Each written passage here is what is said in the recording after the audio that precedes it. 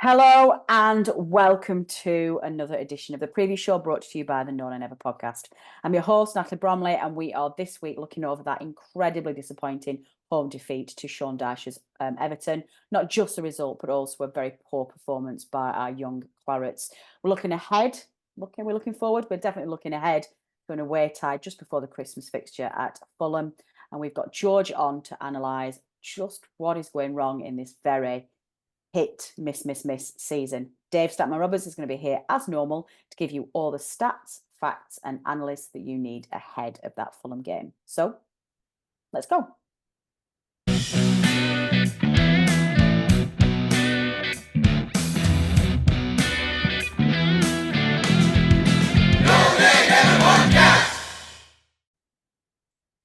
George, Dave, welcome to the first of two festive editions of the No Nay Never podcast. How are we both? Very festive. You are very festive. I'm very impressed, Dave. I brought gingerbread thingies, but they're actually starting to get on my nerves. So I might take them off in a minute because they're also like digging into my head. George, you look like you came straight out of 1940s wartime France. Never mind Christmas. Is this what's going on here? Is this Yeah, Christmas I didn't get the Christmas memo. I didn't get the memo on the stuff. No. To be fair, George jumped in literally about 5 minutes ago because I said, "Remind me who's doing the preview show tonight," and he went, "I can come on," and then he's on. So you're forgiven, George. You're forgiven.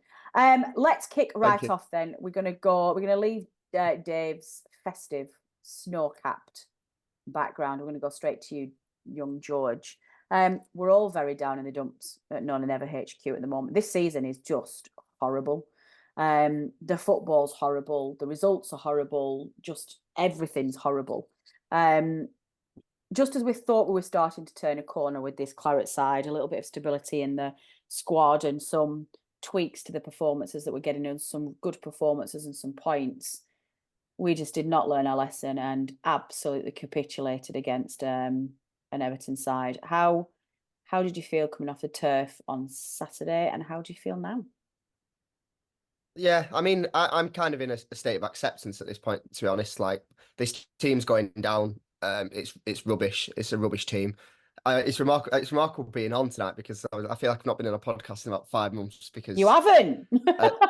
Yeah, I feel I suppose a similar way to a lot of Burnley fans. I can't put my finger on why exactly it is. It's not just the results, but completely feel disconnected from this team. I have very little care for watching it.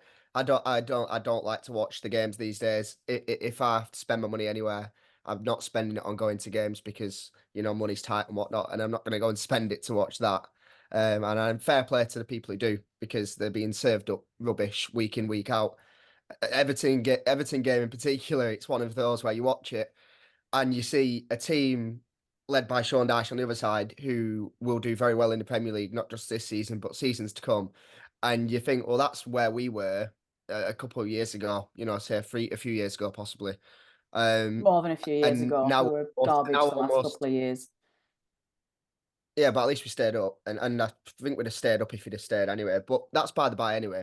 But the point is, like, we seem to have, there's an acceptance in the club of what we're doing at the moment, which I think is unacceptable, ironically. I was just watching an interview then with Connor Roberts, which I found really interesting. It's on BBC Radio Lancashire Sport page on Twitter.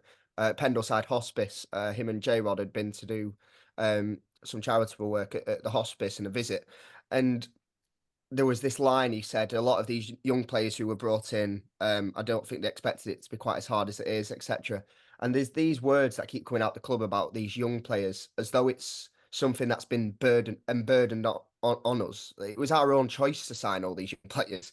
It was our choice to spend exactly on these players who aren't good enough and aren't ready. So, to be honest, that kind of thing, you can't use that as an excuse. Like, that was our choice. So yeah, I guess that's how I'm feeling at the moment. And after the Everton game, it's a bit acceptance at this point and very little hope for the rest of the season, sadly.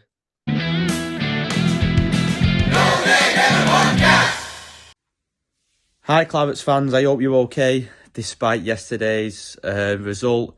It wasn't a good one, was it? It was weak all over the pitch, no attacking threat, and Everton never really had to get out of second gear. and it might have not reflected it in the scoreline, but it could have been one of probably our worst performance of the season. And it's really disappointed after some more positive performances as well. So what I'm going to try and do is dissect it from front to back, and then a little bit on the manager. Jay's trying his best. Obviously, he's been a wonderful player.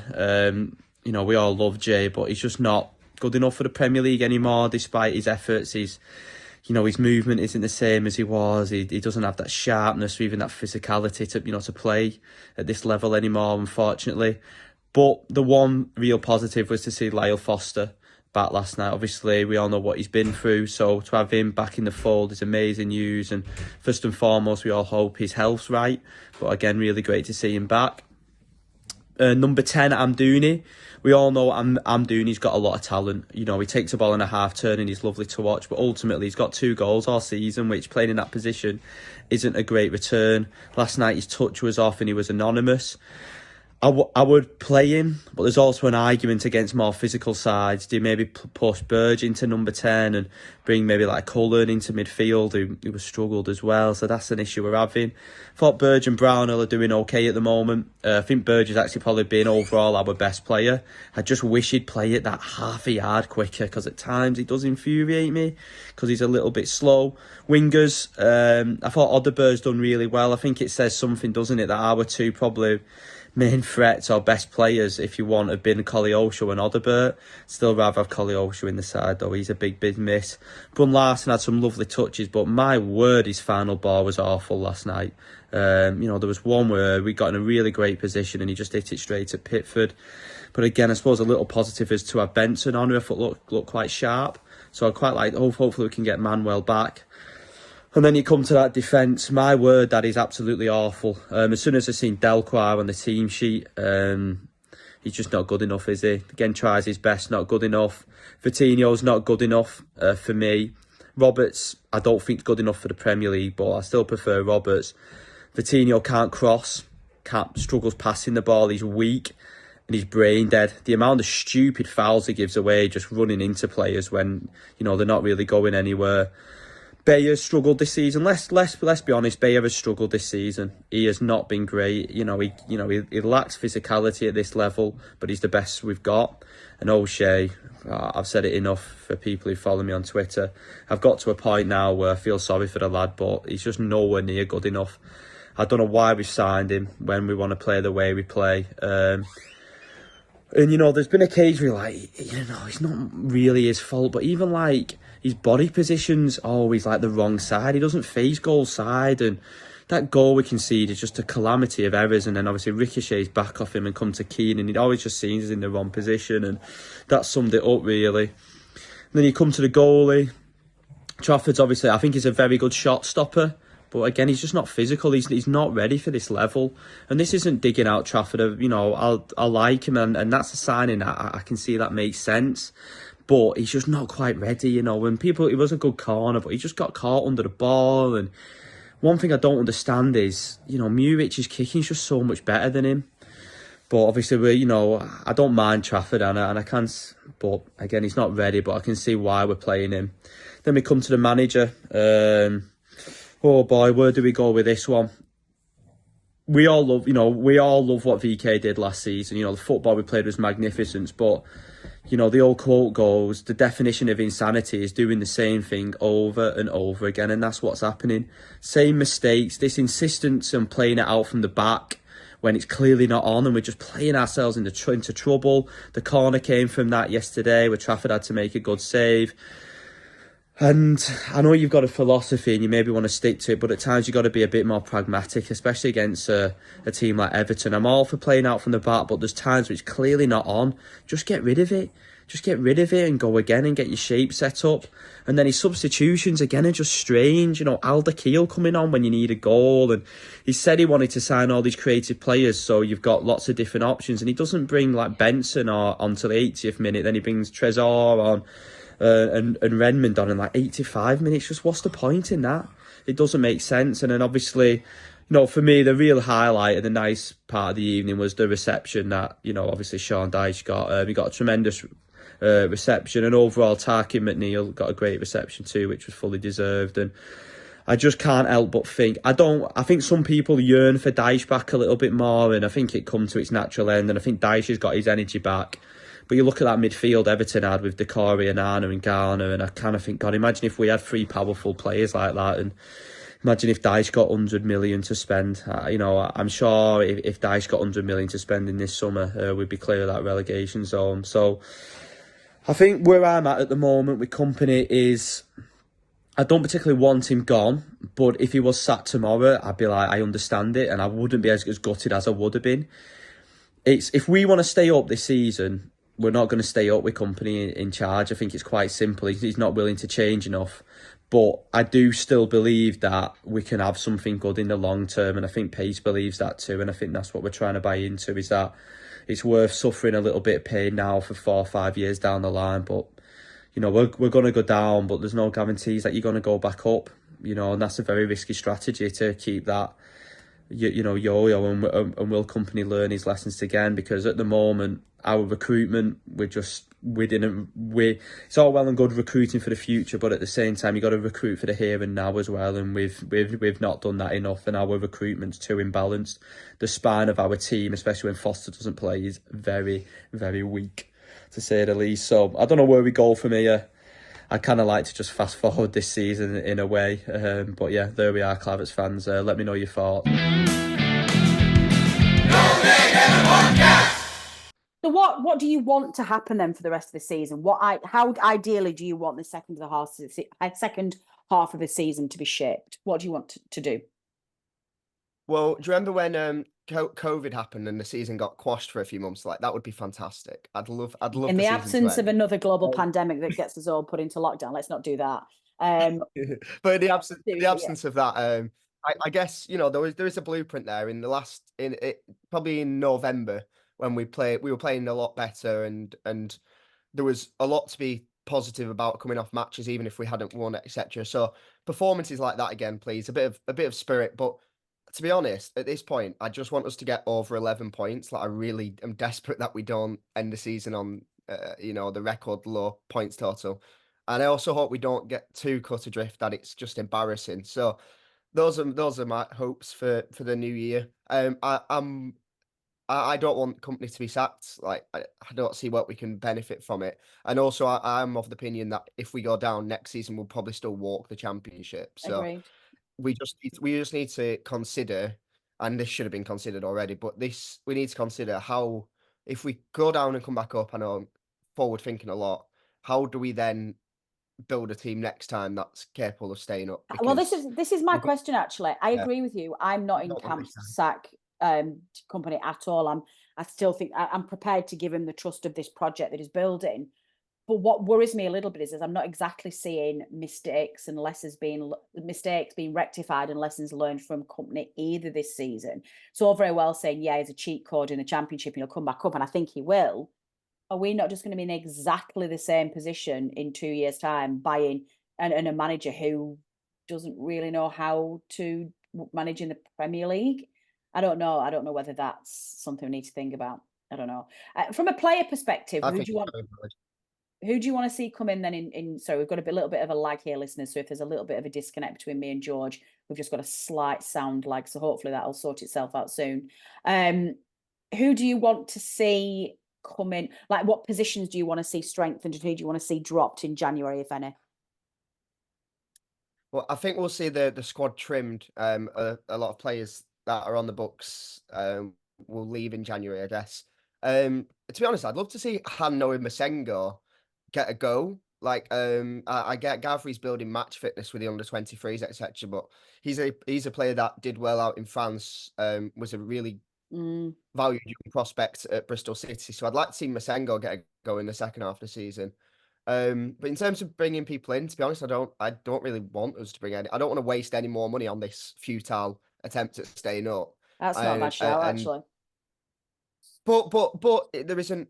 That's not to say there should be no room for optimism, because remember, we brought Lyle Foster in January, bedded in for 6 months, and he did nothing in the championship. He was rubbish.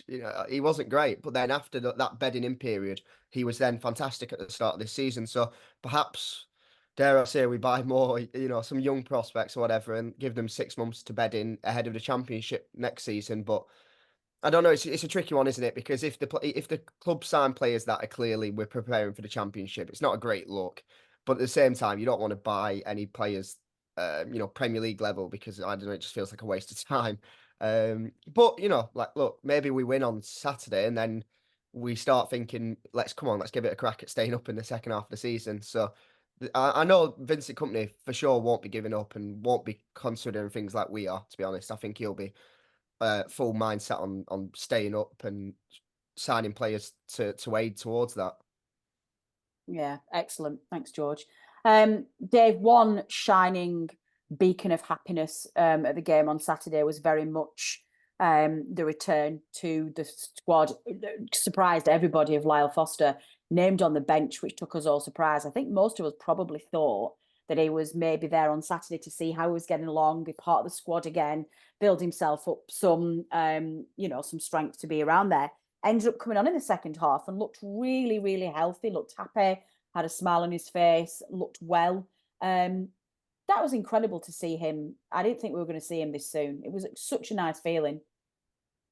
Yeah, Vincent Kompany spoke about that in the pre-match press conference as well for the Fulham game that was on the Burnley YouTube channel this afternoon. I think it is a case of still taking it very slowly. Yeah. He was asked whether he would be playing in AFCON, and very much said no. I mean, he is in the provisional squad. I think put a provisional squad of 50 players out, and he was actually named in that before he came back last week. But the thinking, I think, is that coming back into the Burnley side is part of the rehab, if you will. Yeah. That needs to be managed very carefully. And going off to a big tournament really isn't the way to progress that. So Vincent Kompany was very much of the mind that he continues at Burnley. We may well see him back in the team in the next few weeks, but AFCON is very much off the agenda. Okay. George, Benny also came on the pitch as well. I know you touched on this earlier on, and I do also feel that level of disconnect with this side at the moment. Against the manager as well, I don't feel like I've got that same connection with VK that I had last year either. Seeing Benson come on was a nice bit to that, because he was one of the players. And actually, to hear the crowd chanting a player's name, that's something that's been really missing this season. Have you noticed?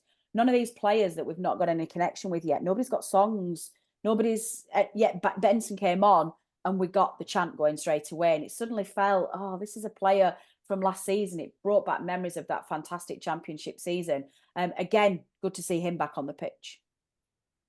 Yeah, absolutely. I mean, when you asked before about what I'd hoped for in the second half of the campaign, I guess towards the top of that list would be just to see Benson stay fit the second half of the season, because he's such a fantastic player. You don't want to see him, unfortunately, go the way of perhaps a Maxwell Cornet, who unfortunately is just very much an injury-prone player, and you'll never see them actually have a sustained run of good football. Yeah. So I really hope it's not the case with Benson, and I hope it's just a few knocks here and there along the way, and it accumulated. Let's hope now that going forward he has that 6 months, because I mean, if you think back a couple of seasons, Goodmanson was like this. Like, Goodmanson was injured all the time, and you really thought he was sort of dwindling towards the end of his Burnley career on quite a sad note, really, of never being a player who was a cracking player on his day, but always injured. Now, since Kompany has come in, Goodmanson's barely been injured at all, and I think he's been one of our best players under Kompany, whether he plays out wide or in the middle. So perhaps, if we can see Benson staying fit, then that'd be fantastic. And it's as we've discussed, or you guys have discussed for so often over the last few months, the players who got us to where we are now have not been rewarded with Premier League football. Like Zaroury. I mean, I put missing posters up for Zaroury. Where is he? Where is he? What is going on? Yeah. So just to see Benson on the pitch, one of our heroes from last season, is fantastic, and let's hope he can stay fit, because he's a joy to watch. Yeah, definitely. Final thought from you before we come and preview that Fulham game then, George. You must have been delirious seeing Dyche back on the Turf Moor pitch. What a welcome he got. Yeah, I was delighted with that because I'm not going to say I was worried because it doesn't really personally affect me, but I was worried that he was going to get a mixed reception or I'd have been not even a surprised at mixed that. reception.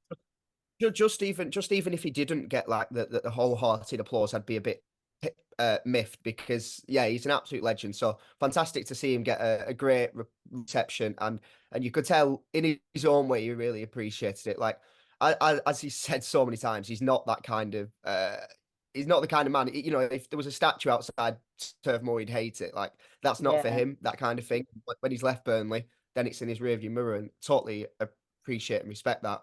But you could tell with the way he clapped around the whole ground, both before and after the game, that it meant a lot. And yeah, I mean, what an absolutely outstanding manager. Sort of in the way that I'm accepted of Burnley's relegation now, so I don't really care about the clubs above us. I'm delighted to see him doing a great job at Everton because it just proves what we all knew for so many years, how good he is. There was a few people when he went to Everton said, oh, he's just a firefighter manager. The modern game's left people like him behind, and it's like that's nonsense. And he's proven everyone in that ilk wrong. So yeah, Yeah. lovely to I see him think back. I think for me, what I was pleased to see was I was glad that when by the time he first came to Turf Moor for his first time after he'd been sacked from us, I was glad that was at a time where he was stable and he was doing well in his job. Like he was under a lot of pressure at Everton at the beginning. Everton fans hated him last year. It didn't start this season particularly very well as well, and he was being talked about as being one of the first managers to be sacked. Can you imagine how horrible that would have been for him to come to Turf Moor with an Everton side on the verge of being sacked by Everton and doing really, really badly and have to face us? That would have just been really horrible for him. So it was nice for him as a person to come when he was doing well in his job. I think that was a nice touch. I would have hated it for him to have to come and be doing really badly. Right, Dave, let's think about the next game. That's the beauty of football, is that we've now got an opportunity at the weekend to fall 10 points play from safety. So yay, go us. It is, of course, Fulham away. Hang on, let me get my script up, otherwise I'm going to be going rogue. Fulham away, it is Saturday the 23rd of December, 3 p.m. kickoff, not live in the UK. My thoughts and prayers go out to all the travelling Clarets who are going down to that Fulham game, because the public transport in and out of London right now looks horrific. But let's not worry about that. We've got a quiz first. I believe you are going to give our listeners a quiz question that they need to think about throughout the duration of this episode. So fire away, Dave. Fire away. Yes, we have a festive quiz question. As our match at Fulham is the last time we play before Christmas Day, this week's Just for Fun quiz question is as follows. Who was the last Burnley player to score a goal for the Clarets on Christmas Day, and what was the year? On Christmas Day?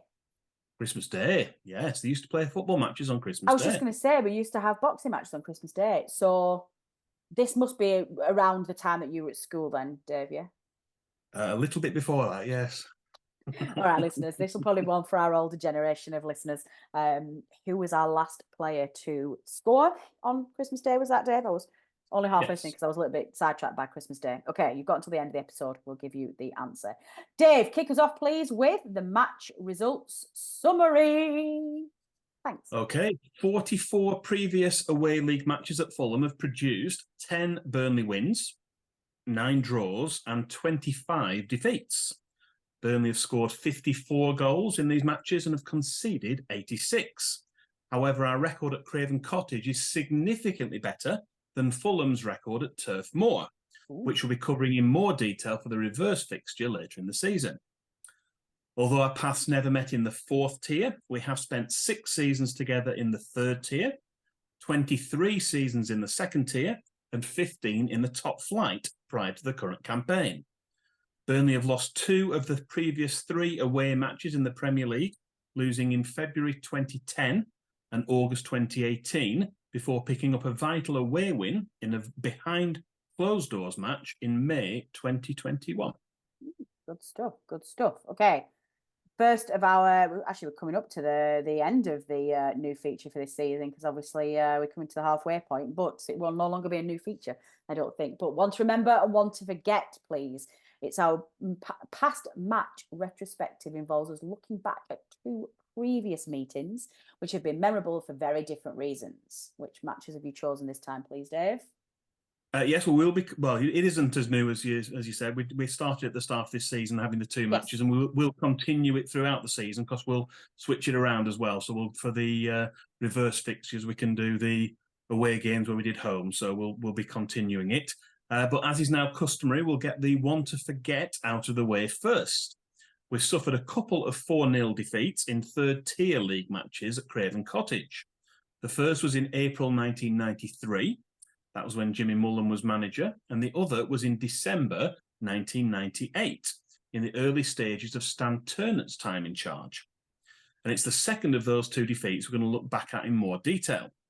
At that time, Fulham were managed by Kevin Keegan, who'd been appointed by Chairman Mohammed Al-Fayed. He'd arrived with plenty of cash and a plan to get Fulham to the Premier League within 5 years. The match in question was an extremely one-sided game, with the Burnley Express using the headline, "Clarets, a million miles off required standard." Two first-half goals from Simon Morgan. Two first-half goals from Simon Morgan were followed up with second-half goals for Barry Hales and Paul Pesky-Salido, which eased the Londoners to a comfortable home win. They went on to gain promotion that season as runaway champions with 101 points. Sounds familiar. And Burnley, helped by a 1-0 win in the reverse fixture the following May, managed to survive with a strong late run of results. Lovely. And then what is your reverse match, please, Dave? Right, well, our one to remember is from the 2015-16 season and a championship match that took place at Craven Cottage in March 2016. That was a Tuesday evening kickoff, and Burnley took an early lead in the 9th minute as Sam Boakes glanced in a header from Scott Arfield's in-swinging corner, with goalkeeper Andy Lonergan rooted to his line. However, 2 goals in 6 minutes turned the match on its head. As first, Ross McCormack found the net with a powerful shot past Tom Heaton in the 17th minute, and Moussa Dembele chested the ball over the line from a left-wing cross in the 22nd minute.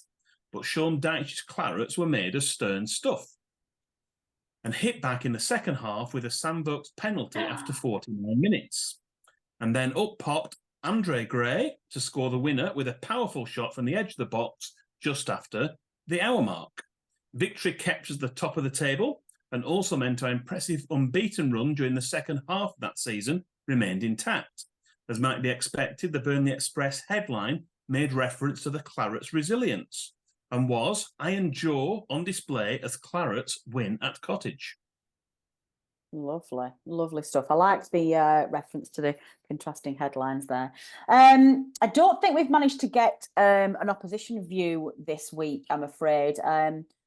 Fulham fans are a little bit shyer than some of their counterparts. And also I think with it being Christmas period, everybody's really busy at the moment. I don't think we've had a chance to. So let's not give you an opposition view this time. Let's just move on, please, Dave, to give us the referee details.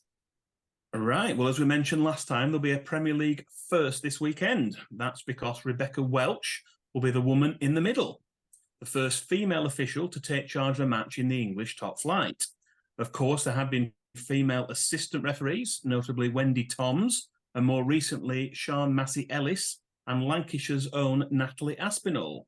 And Rebecca Welch herself has previously been appointed as the 4th official for a Premier League match earlier this season. Rebecca Welch is from Washington in Tyne and Wear and celebrated her 40th birthday at the start of December. After taking up refereeing in 2010, she first continued to work in the NHS before making the switch on a full-time basis. After being appointed to FIFA's elite list of international match officials in 2020, Rebecca Welch went on to become the first woman to take charge of an EFL match in 2021, and in 2022 took charge of a 3rd round FA Cup tie. The video assistant referee this Saturday afternoon will be Jared Gillett, who took charge of Burnley's away match at Wolves at the start of this month. Good stuff.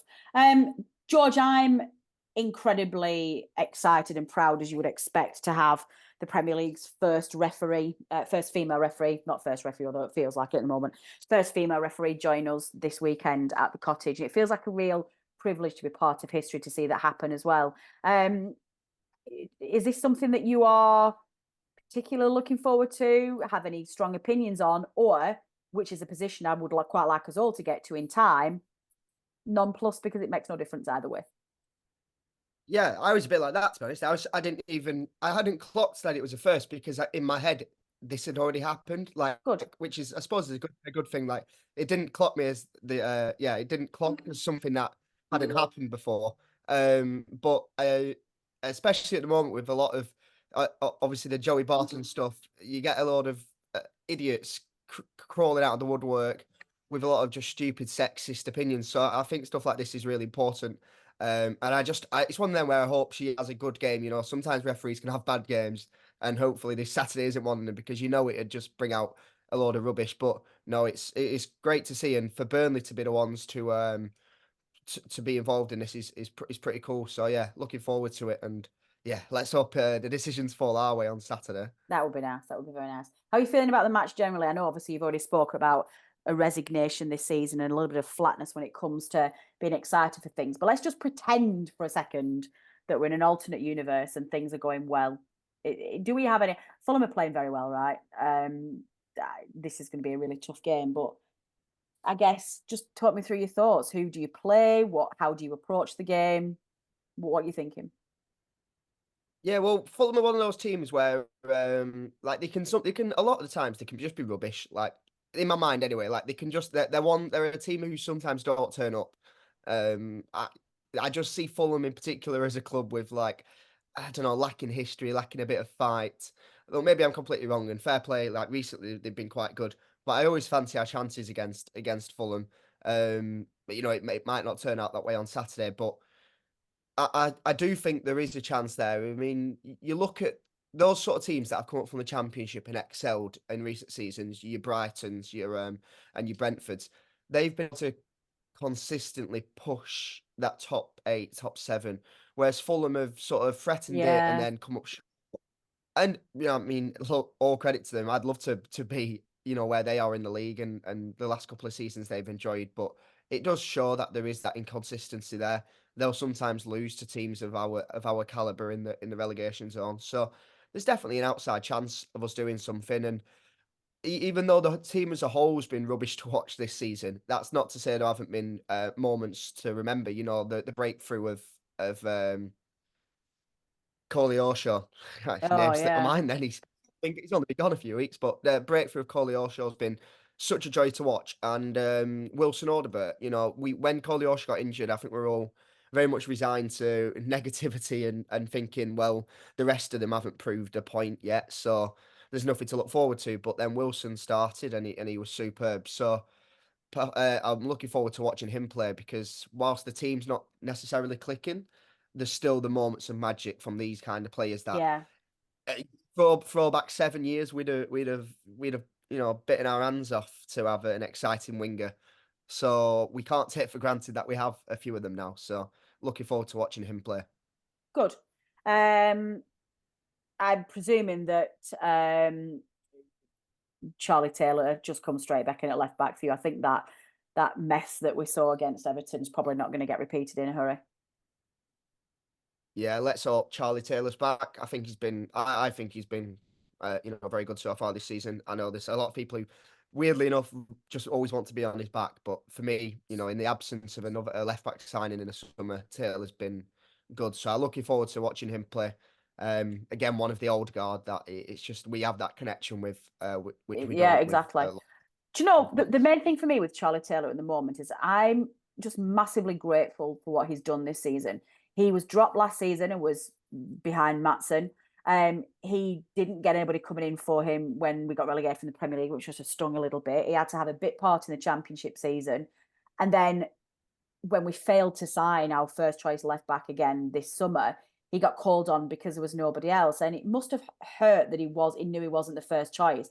And he's come in and he's put in an incredibly professional performance, worked really hard.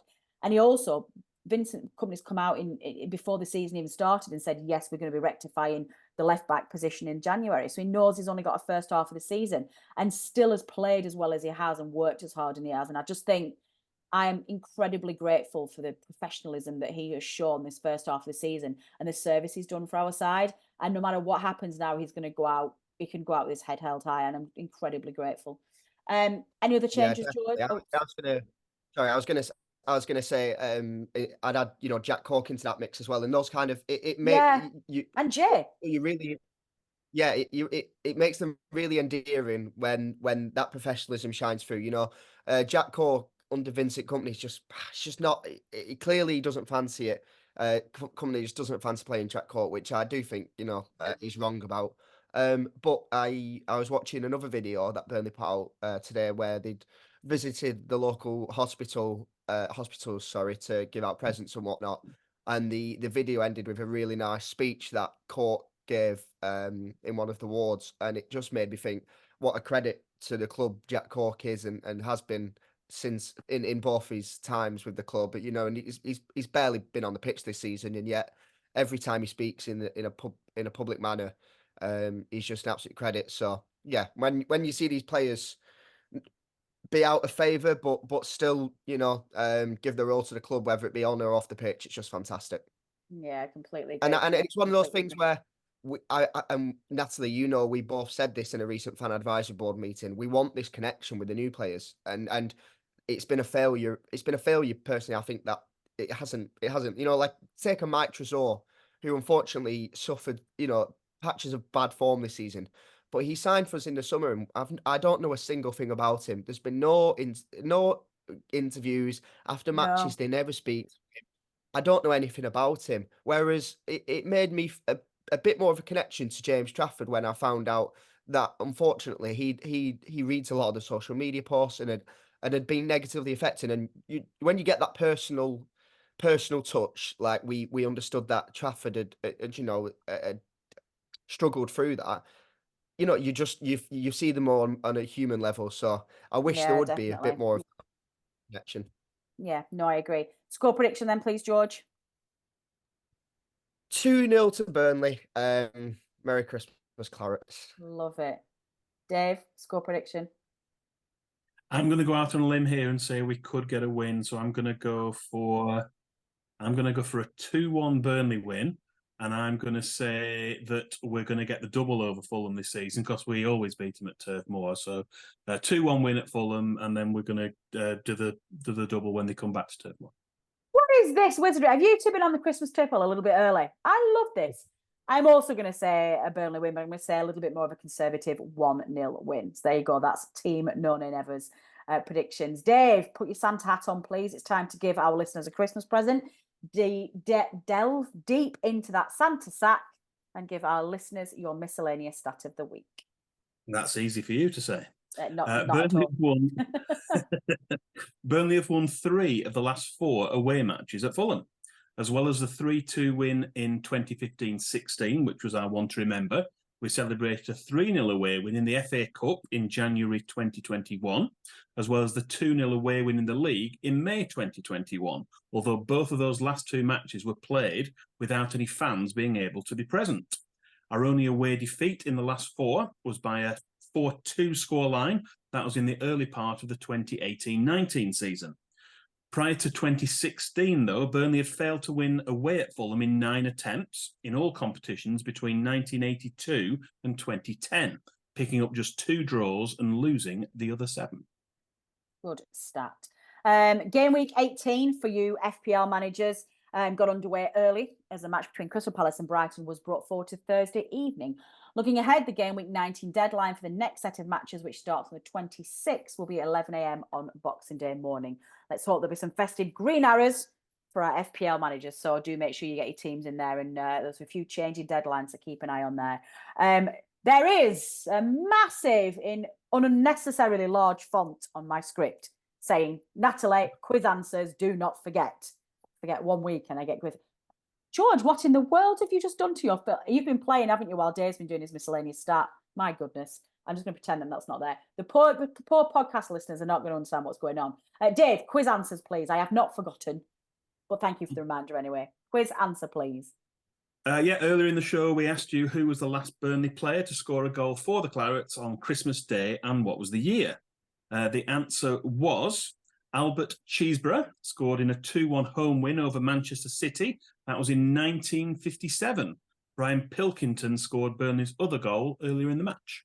Lovely stuff. Not Peter Noble, as young George speculated earlier. Let us know if you got that quiz answer right. Okay, listeners, Dave and I are going to go and grab a cup of tea. Then we're going to try and record some kind of Liverpool preview show for you. So that is all we've got time for this Fulham preview.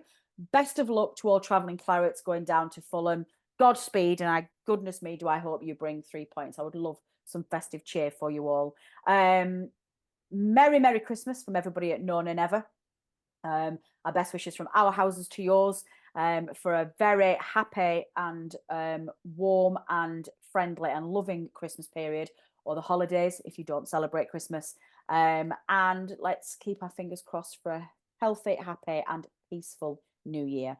This has been the preview show. I've been Natalie Bromley. Until next time. The Nona Never podcast is brought to you in association with the TalkSport Fan Network. Our host and editor is Natalie Bromley, and the show is produced by Matt Moss. Our resident statistician is Dave Roberts, and our FPL expert is Adam Dennett. The Analysis Show team is collectively Tom Whittaker, Rich Steele, George Poole, Charlotte Rigby and Adam Dennett. Our music is provided by George Gaskell, and our newsletter team is headed up by Jamie Smith. If you don't already, you can subscribe to our newsletter by visiting nonanever.substack.com. Thanks as ever go to our partners TalkSport. We are proud to be associated with the TalkSport Fan Network.